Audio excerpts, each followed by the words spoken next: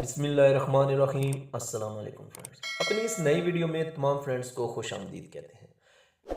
International flights کے متعلق انتہائی افسوسناک خبر، جیسا کہ ہم سب جانتے ہیں کہ 17 مئی کو انٹرنیشنل فلائٹس اوپن ہو رہی تھیں، لیکن ان 20 ممالک کی وضاحت سامنے نہیں آ رہی تھی جن پر سعودی وزارت داخلہ یا وزارت صحت نے پابندی عائد کر رکھی تھی۔ ابھی سے کچھ دیر پہلے ایک ٹویٹ کے جواب میں سعودی ایئر لائنز نے واضح کر دیا ہے کہ 17 مئی کو جو انٹرنیشنل فلائٹس اوپن ہو رہی تھیں ان میں وہ 20 ممالک شامل نہیں ہیں۔ تو آئیے پہلے دیکھتے ہیں کہ وہ ٹویٹ کیا تھا جس کا ریپلائی سعودی ایئر لائنز نے کچھ یوں دیا: When does travel being، یہ اوپر عربک میں لکھا تھا جس کی ٹرانسلیشن ہم نے انگلش میں کی ہے، اور اس کا ریپلائی سعودی ایئر لائنز نے کچھ یوں دیا ہے۔ یہ عربک میں ہے، ہم نیچے آپ کو اردو میں بتاتے ہیں۔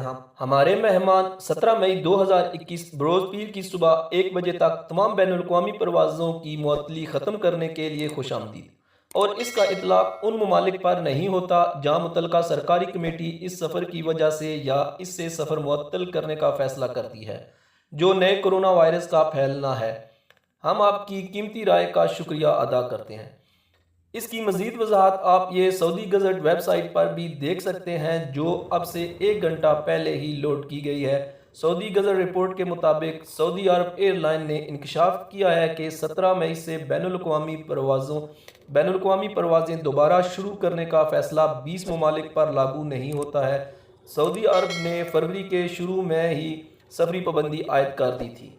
تو فرینڈز، اس ٹویٹ سے سعودی ایئر لائن نے یہ بات تو کلیئر کر دی ہے کہ 17 مئی کو جو پروازیں کھل رہی ہیں ان میں وہ ممالک شامل نہیں ہیں، وہ 20 ممالک شامل نہیں ہیں جن پر سفری پابندی عائد کی گئی تھی۔ تو فرینڈز، یہ ایک اچھی نیوز نہیں ہے۔ ایک بات آپ کو کلیئر کرتے جائیں، ان 20 ممالک میں پاکستان بھی شامل ہے۔